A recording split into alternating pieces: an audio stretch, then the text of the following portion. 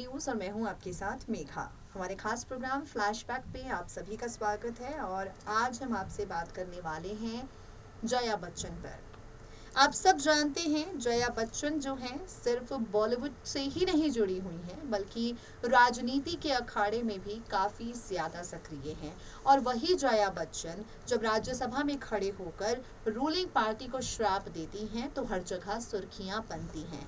वही जया बच्चन जब अपनी बहू ऐश्वर्या राय बच्चन का नाम सुनकर उन पर जो विवाद शुरू हुआ है पनामा पेपर मामले वाला, कहीं ना कहीं उसको लेकर बीजेपी पर निशाना साधती हैं तो सवाल उठते हैं और सवाल उठने लाजमी हैं।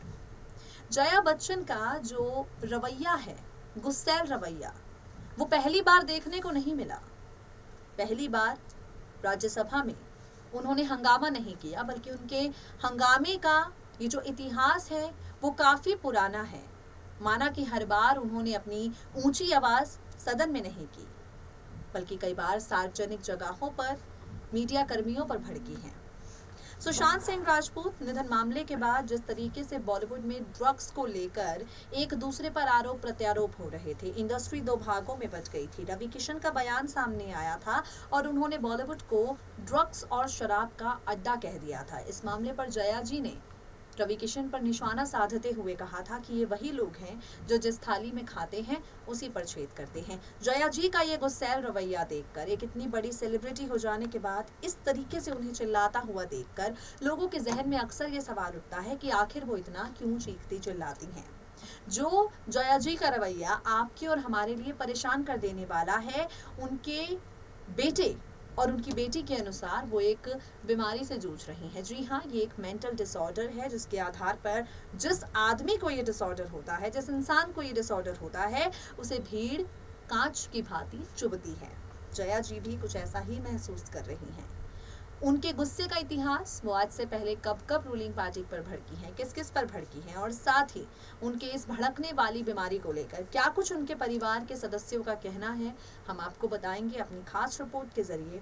देखिए जरा।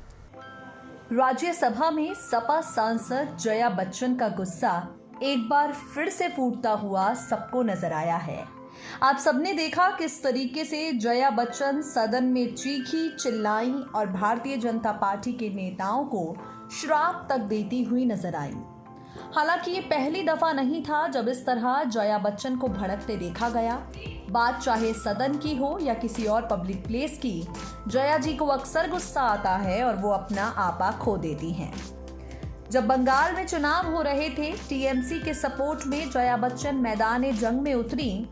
जया जी ने रोड शो किया और इस दौरान भी वो इतना भड़क गई थी एक कार्यकर्ता पर कि उन्होंने उसे धक्का मार दिया था।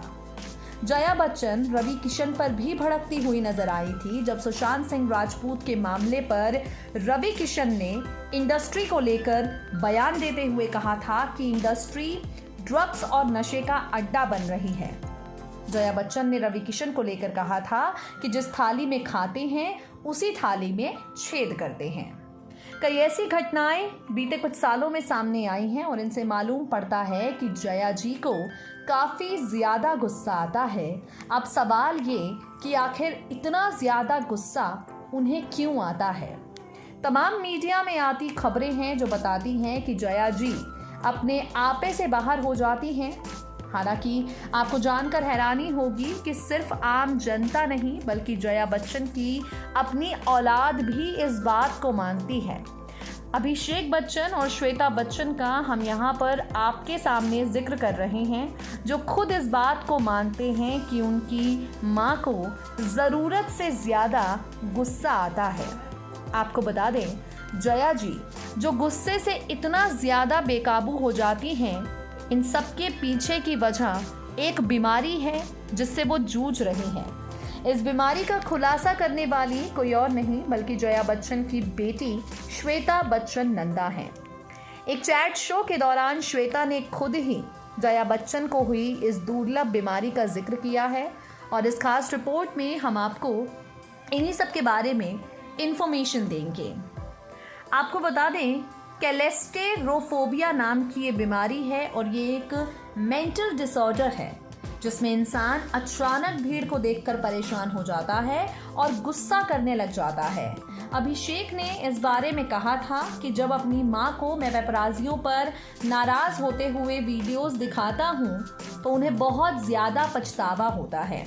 वहीं श्वेता ने कहा कि मेरी माँ बहुत ज़्यादा परेशान हो जाती है जब अपने आसपास लोगों को घूमते हुए देखती है। उन्हें बिल्कुल पसंद नहीं आता कि कोई उनकी इजाज़त के बिना उनकी फ़ोटो ले।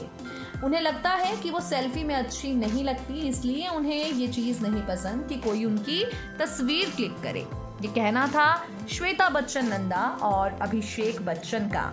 आपको बता दें, जया बच्चन की इस बीमारी को लेकर डॉक्टर्स भी बताते हैं कि इस बीमारी के बाद इंसान को ऐसी बार बार सोच आने लग जाती है कि वो भीड़ भाड़ में किसी तरह ना रहे, भीड़ भाड़ से दूर रहे, भीड़ भाड़ का हिस्सा ना बने, और अगर वो भीड़ को देखता है तो अपना आपा पूरी तरह से खो बैठता है। कुछ ऐसा ही हुआ जया बच्चन के साथ अलग अलग मौक़ों पर, जहां उन्होंने बार बार अपना आपा खोया है और लोगों को लताड़ा है। अब यहाँ पर हम आपसे बात करेंगे कि आखिर किस तरीके से जया बच्चन जो हैं वो भारतीय जनता पार्टी पर बार बार गुस्सा होती रहती हैं।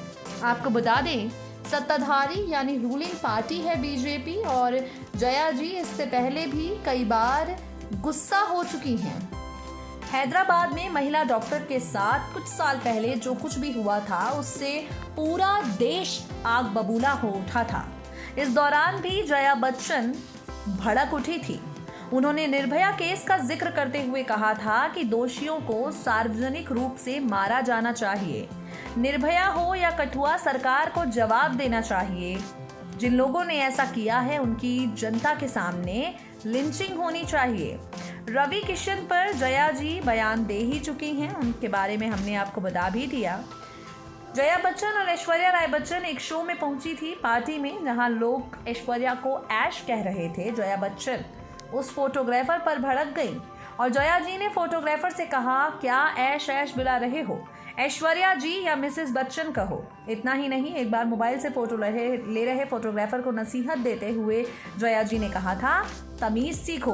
आपको बता दें, जया बच्चन ने अपना गुस्सा भारतीय जनता पार्टी के ऊपर उतारा है। राज्यसभा में बोलने के लिए वो खड़ी हुई और यहाँ पर बीजेपी के ही लोगों को श्राप दे दिया।